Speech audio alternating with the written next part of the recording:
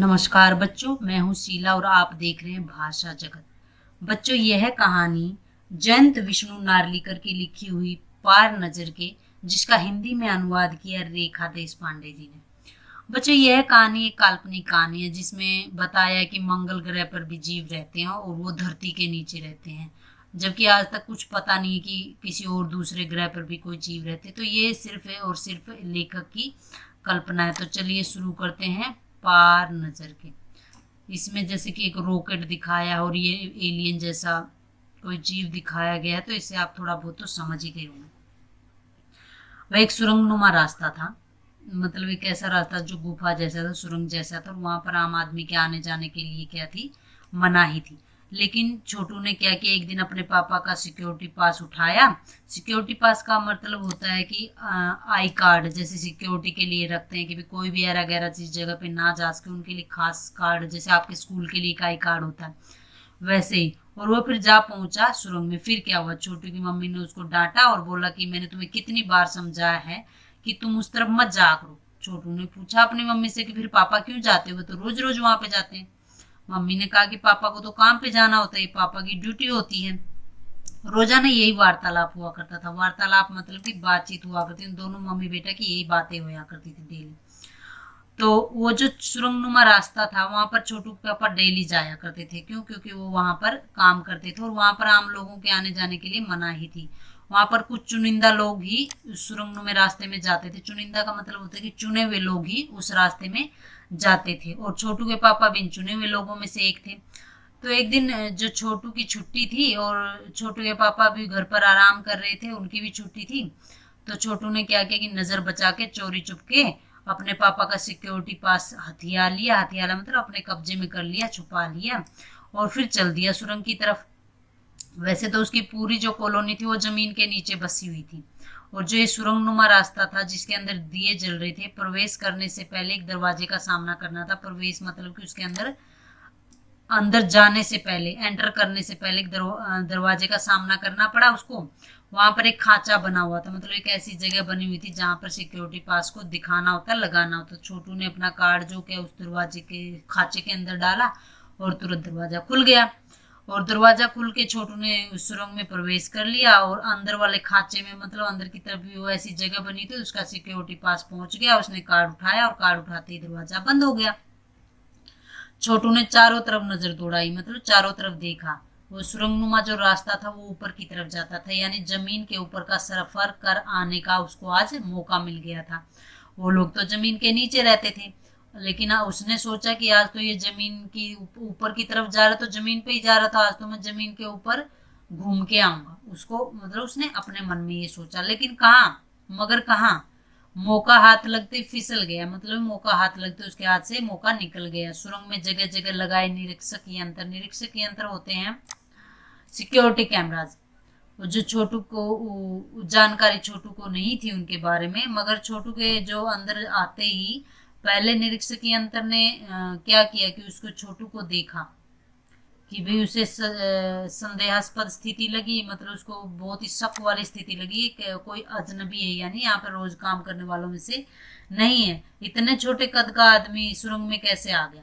तो दूसरा जो सिक्योरिटी कैमरा था, यानी निरीक्षक यंत्र था, उसने छोटू की तुरंत तस्वीर खींची और उसको नियंत्रण केंद्र में, नियंत्रण केंद्र का मतलब होता है कि जहां पर सब कुछ कंट्रोल किया जाता है, यानी जो एक रूम होता है, कंट्रोल रूम, उसमें तस्वीर को भेज दिया और वहां पर जांच की गई और पता चला कि ये तो खतरा है, कोई अनजान जो है जीव यहाँ पर घुस आया है। तो ये जो सारी गतिविधियां हो रही थी, ये सारी बातें हो रही थी, छोटू को पता ही नहीं था, वो इन चीजों से अनजान था। तो तभी जाने कहाँ से सिपाही दौड़ के चले आए, छोटू को पकड़ा और वापस घर पे छोड़ दिया। और घर पे उसकी मम्मी इंतजार ही कर रही थी कि अब तो उसकी धुनाई करूंगी, खैर नहीं है उसकी। छोटू के पापा नहीं होते तो छोटू का बचना बहुत मुश्किल था। छोटू की मम्मी जब उसको डांटने लगी तो छोटू के पापा ने बोला छोड़ो भी, मैं इसे समझा दूंगा सब, फिर वैसी गलती कभी नहीं करेगा। पापा ने छोटू को बचा लिया और बोले छोटू, मैं जहाँ पे काम करता हूँ ना, वह क्षेत्र क्षेत्र मतलब जगह जमीन के ऊपर है, वहां पर आदमी नहीं जा सकते, क्योंकि वहां के माहौल में जी नहीं सकता, वहां पर ऑक्सीजन नहीं है। तो फिर छोटू ने पूछा कि तो फिर आप कैसे जाते हो वहां पे? उसने कहा, मतलब छोटू के पापा ने कहा कि मैं वहां पर एक खास किस्म का स्पेस सूट पहन कर जाता हूँ। स्पेस सूट तो आप लोगों ने भी देखे होंगे, जिसके अंदर हवा से भरी होती है, ऊपर शीशे का वो हेलमेट पहना होता है, उस तरह कई फिल्मों में देखा होगा। इस स्पेस सूट से मुझे ऑक्सीजन मिलता है जिससे मैं सांस ले सकता हूँ। इसी स्पेस सूट की वजह से बाहर की जो ठंड होती है मैं उससे अपने आप को बचा सकता हूँ। और हमें खास किस्म के जूते दिए जाते हैं जिनसे जमीन पर चलना मुश्किल हो जाता है, क्योंकि जो मंगल ग्रह है उस पर ग्रेविटी तो है नहीं, तो वो क्या है, जूते जमीन को पकड़ लेते तो उनसे चलना आसान हो जाता है। जमीन के ऊपर चलने के लिए फिर हमें विशेष प्रकार का प्रशिक्षण मतलब ट्रेनिंग भी दी जाती है। छोटू सुन रहा था। पापा आगे बताने लगे कि एक समय था जब अपने मंगल ग्रह पर सभी लोग जमीन के ऊपर रहते थे, बगैर किसी तरह के यंत्रों की मदद से, बगैर किसी खास किस्म की पोशाक के। हमारे पुरखे पुरखे मतलब हमारे पूर्वज, हमारे दादा परदादा तो जमीन के ऊपर रहा करते थे। लेकिन धीरे धीरे वातावरण में परिवर्तन आने लगा। कई तरह के जीव धरती पर रहा करते थे, एक के बाद एक सब मरने लगे। जैसे हमारी धरती पर रहते ना पृथ्वी पर सभी, बिना किसी खास पोशाक के, मतलब ये कपड़े तो हम पहनते हैं नॉर्मली, लेकिन हमें स्पेस सूट या ऐसा कुछ नहीं पहनना पड़ता। तो उसी तरह से वहां पर भी लोग पहले रहा करते थे। और फिर क्या, वहां पर एक के बाद एक सब मरने लगे। क्यों? क्योंकि वहां पे परिवर्तन होने लगा, चेंज होने लगा। और ये परिवर्तन क्या था? सूरज में परिवर्तन हुआ था। सूरज से हमें रोशनी मिलती है, उष्णता मिलती है। उष्णता मतलब कि गर्मी मिलती है, ताप मिलता है। तो इन्हीं तत्वों से जीवों का पोषण होता है। सूरज में परिवर्तन होते ही यहाँ का प्राकृतिक संतुलन बिगड़ गया। मतलब जैसे ही सूरज में चेंज हुआ तो यहाँ का माहौल भी बिगड़ गया। और प्रकृति के बदले हुए रूप का सामना करने में यहाँ के पशु पक्षी, पेड़ पौधे या अन्य जीव कोई भी जो से वो क्या है, सारे अक्षम साबित हुए। अक्षम का मतलब वहां पे वो जीने के लायक नहीं रहे। हाँ, केवल हमारे पूर्वज ने स्थिति का सामना किया था। क्यों? क्योंकि फिर उसके बाद तो जो हम लोग थे वो जमीन के नीचे आ गए थे। अपने तकनीकी ज्ञान के आधार पर, तकनीकी यानी जो टेक्नोलॉजी है उसको समझने के जो ज्ञान है उसके आधार पर हमने जमीन के नीचे घर बना लिया। जमीन के ऊपर लगे विभिन्न यंत्रों के सहारे हम सूर्य शक्ति, सूर्य की रोशनी और गर्मी आदि का इस्तेमाल करने लगे। यानी यहाँ वहां पर जो यंत्र लगे हैं, इक्विपमेंट लगे हैं, उनके सारे हम नीचे यहाँ पर सूर्य की रोशनी, गर्मी है, इन सारी चीजों का जो हम फायदा उठा सकते हैं उनका उठाने लगे। उन्हीं यंत्रों के सहारे हम यहाँ पर जमीन पर जी रहे हैं, जमीन के नीचे जी रहे हैं। यंत्र सुचारू रूप से मतलब ठीक तरह से चलते रहे, इसके लिए बड़ी सतर्कता मतलब सावधानी बरतनी पड़ती है। मुझ जैसे कुछ चुनिंदा लोग इन यंत्रों की देखभाल करते हैं। तो छोटू ने कहा कि जब मैं बड़ा हो जाऊंगा तो मैं भी यही काम करूंगा। उसने अपनी मनसा जाहिर की। मनसा मतलब अपनी इच्छा जाहिर की, बताई। उसके पापा ने कहा कि बिल्कुल, मगर इसके लिए खूब पढ़ना पड़ता। तो बीच में उसकी माँ ने भी अपना पॉइंट बनाया और बोली कि और माँ पापा की बात भी सुननी पड़ती है। दूसरे दिन छोटू के पापा काम पर चले गए। देखा तो कंट्रोल रूम का जो वातावरण था वो बदला बदला सा था। क्यों? क्योंकि वहां पे जो शिफ्ट खत्म करके घर जा रहे थे, अपनी ड्यूटी करके जो स्टाफ घर जा रहा था, उनका जो चीफ था, प्रमुख था, उसने टीवी स्क्रीन की तरफ इशारा किया। टीवी स्क्रीन पर एक बिंदु झलक रहा था। वह बताने लगा कि ये कोई आसमान का तारा नहीं है, क्योंकि कंप्यूटर से पता चल रहा है कि वह अपनी जगह पर अडिग नहीं, अडिग मतलब कि एक जगह पर टिका हुआ नहीं है। पिछले कुछ घंटों के दौरान इसने अपनी जगह बदल ली, यानी एक जगह से दूसरी जगह पे जा रहा है। यानी ये तारा होता तो एक जगह पे टिक के रहता, लेकिन ये कुछ और ही है। कंप्यूटर के अनुसार ये हमारी धरती की तरफ बढ़ता चला आ रहा है। अंतरिक्ष यान तो नहीं है? छोटू के पापा ने संदेह प्रकट किया। मतलब छोटू के पापा ने शक जाहिर किया कि अंतरिक्ष यान तो नहीं है।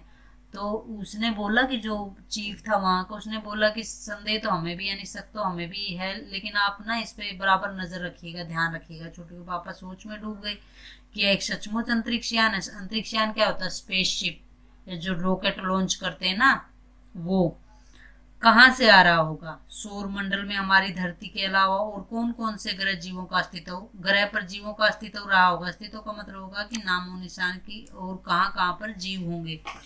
कैसे हो सकता? अगर होगा भी तो क्या इतनी प्रगति कर चुका होगा कि अंतरिक्ष यान छोड़ सके? मतलब कि क्या किसी दूसरे, उसके पापा ने सोचा कि क्या किसी दूसरे ग्रह पे भी जीव होंगे, और क्या इतने सक्षम होंगे यानी काबिल होंगे कि लोग कि वो अंतरिक्ष यानों को छोड़ सकते हैं। हमारे लिए तो असंभव है। असंभव का मतलब नामुमकिन, हम ये कर ही नहीं सकते।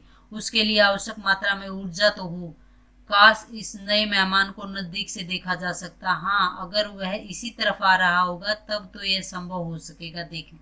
तो उसके पापा ने मन ही मन सोचा, काश ये यहीं पे आ जाए, और यहाँ पे आ जाए तो फिर हम लोग ना इसको देख सकेंगे, इसकी टेक्नोलॉजी को समझ सकेंगे। अब अंतरिक्ष यान से एक यांत्रिक हाथ बाहर निकला, यानी एक बड़ा सा जो हाथ की तरह से उसका एक वो बाहर निकला। हर पल उसकी लंबाई बढ़ती जा रही थी।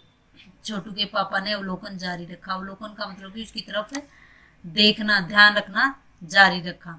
ये देखिए, ये है छोटू, ये और ये छोटू का पापा, ये दोनों बाप बेटा टीवी की तरफ देख रहे हैं और वहां से जो अंतरिक्ष यान आ रहा है यानी स्पेसशिप आ रहा है उसको देख रहे हैं। छोटू के पापा अपने बेटे को दिखा रहे हैं ताकि पता तो चले बच्चों को कि अंतरिक्ष यान होते कैसे हैं। कॉलोनी की प्रबंध समिति की सभा बुलाएगी। प्रबंध समिति मतलब जो कॉलोनी में सब चीजों का प्रबंध करती थी, उस चीज की सभा बुलाएगी, मीटिंग बुलाएगी। अध्यक्ष भाषण दे रहे थे। हाल ही में मिली जानकारी से पता चलता है कि 2 अंतरिक्ष यान हमारे मंगल ग्रह की तरफ बढ़ते चले आ रहे हैं। इनमें से एक अंतरिक्ष यान हमारे गिर चक्कर काट रहा है।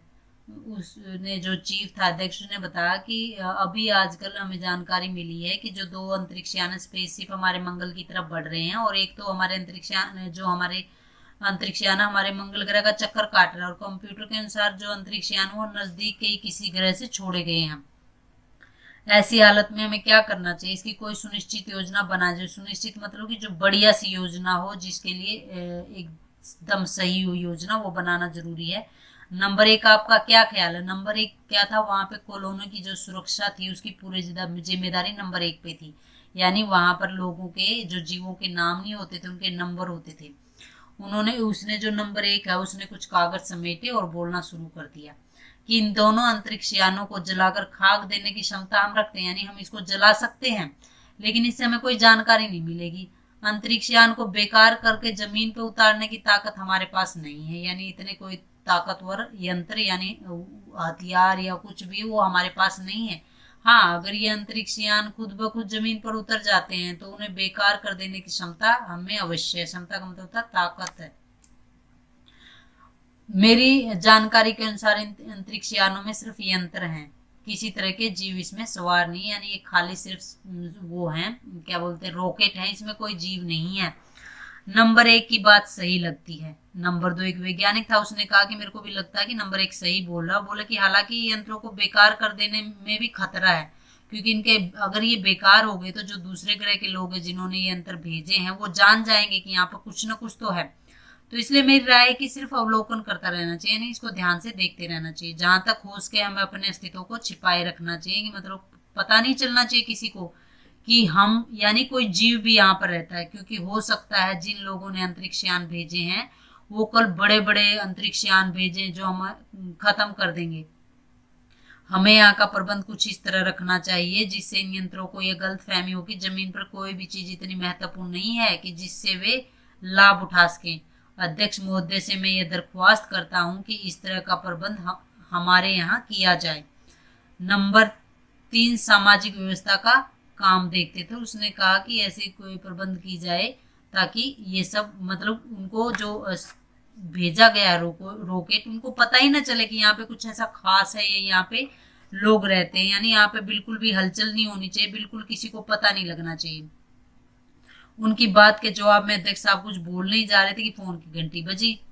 अध्यक्ष ने चोगा उठाया। चोगा मतलब रिसीवर, जो पहले थे ना बड़े बड़े फोन होते थे जो ऊपर रखे जाते थे, पहले घुमाते थे, पुरानी फिल्मों में देखा होगा आपने, और फिर वो अलग से रिसीवर उठाकर कान पे लगाते। तो इस तरह का वो चोगा उठाया और फिर 1 मिनट के बाद जो सभा को संबोधित करते हुए उन्होंने कहा कि भाइयों, जो एक अंतरिक्षयान क्रमांक यानी अंतरिक्षयान नंबर 1 है जो हमारी जमीन पर उतर चुका है, तो वह दिन क्या छोटू के लिए बहुत महत्वपूर्ण था। क्यों? क्योंकि उसके पापा उसको कंट्रोल रूम ले गए थे, यहाँ से उसे अंतरिक्षयान दिखाने चाह रहे थे, तो वहां से क्या अंतरिक्षयान साफ नजर आ रहा था। तो कैसा अजीब लग रहा है यहाँ, इसके अंदर क्या होगा पापा? छोटू ने पूछा कि ये जो अंतरिक्षयान है बड़ा अजीब लग रहा है।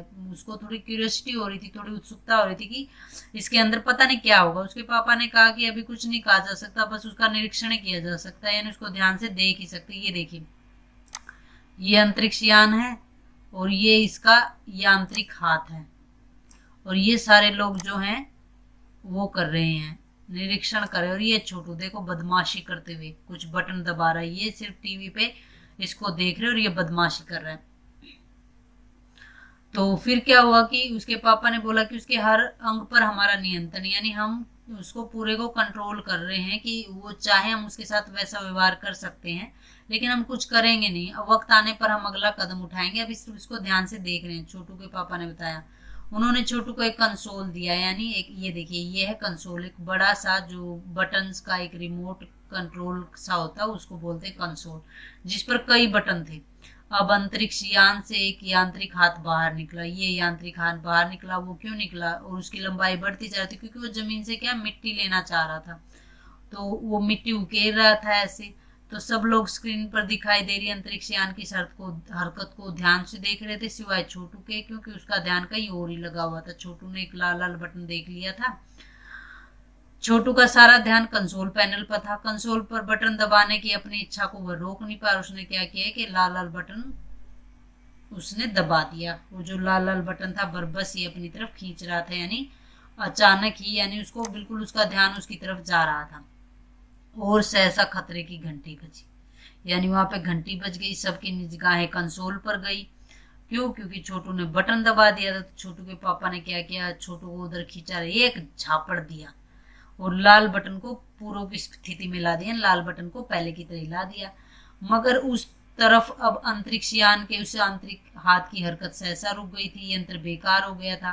क्यों? क्योंकि छोटू ने बटन दबाया तो उसका जो हाथ है वो बेकार हो गया और वो रुक गया था। उधर पृथ्वी पर national aeronautics and space administration, यानी नासा, नासा बच्चों एक अमेरिका की एक कंपनी है जो स्पेस के काम देखती है, जो रॉकेट छोड़ना या जो भी स्पेस के जो काम होते हैं वो सारे नासा ही देखते हैं। उन्होंने एक वक्तव्य दिया, यानी एक भाषण दिया, एक स्पीच दी, और उन्होंने कहा कि मंगल की धरती पर जो अंतरिक्ष यान वाइकिंग, उस अंतरिक्ष यान का नाम क्या था, वाइकिंग ने अपना जो है वो अपना काम कर रहा है। हालांकि किसी अज्ञात कारण से, यानी कि उस कारण का पता नहीं कि अंतरिक्ष यान का जो हाथ है वो बेकार हो चुका है, वो काम नहीं कर रहा है।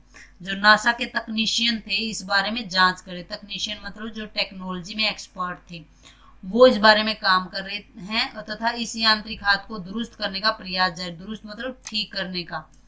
इसके बारे में कुछ ही दिनों बाद पृथ्वी के सभी प्रमुख अखबारों में खबर छपी। नासा के टेक्नीशियनों को रिमोट कंट्रोल के सारे वाइकिंग को दुरुस्त करने में सफलता मिल गई, यानी नासा के जो टेक्नीशियन थे उन्होंने रिमोट कंट्रोल से उस जो हाथ को है, उसके यांत्रिक हाथ को, वाइकिंग जो स्पेस वो था, शिप था, या जो रिमोट वो माफ कीजिएगा रोबोट था, उसके हाथ को ठीक कर दिया। और अब जो वो यांत्रिक हाथ था मंगल की मिट्टी के नमूने इकट्ठे करने का काम कर रहा था। पृथ्वी के वैज्ञानिक मंगल की इस मिट्टी का अध्ययन करने के लिए बड़े उत्सुक थे। उन्हें उम्मीद थी कि इस मिट्टी के अध्ययन से इस बात का पता लगा जा सकता है कि क्या मंगल ग्रह पर भी पृथ्वी की तरह जीव सृष्टि का अस्तित्व हो, यानी क्या मंगल ग्रह पर भी जीव रहते हैं। लेकिन ये प्रश्न क्या है, आज भी रहस्य बना हुआ है, यानी इसके बारे में आज भी किसी को कुछ भी पता नहीं है। बच्चों ये पूरी कहानी जो है सिर्फ और सिर्फ लेखक की कल्पनाओं पर आधारित है, यानी हमें तो जब पता ही नहीं है कि किसी और ग्रह पर कोई जीव रहता भी है तो हम कैसे बता सकते हैं। तो आप भी इसी तरह से कल्पनाओं के सागर में डूब जाइए, कल्पनाएं कीजिए और सोचिए कि अगर दूसरे किसी ग्रह पर एलियन रह रहे होंगे तो वो किस तरह के होंगे। और मुझे दीजिए छुट्टी, आज का पाठ यहीं खत्म करते हैं। धन्यवाद।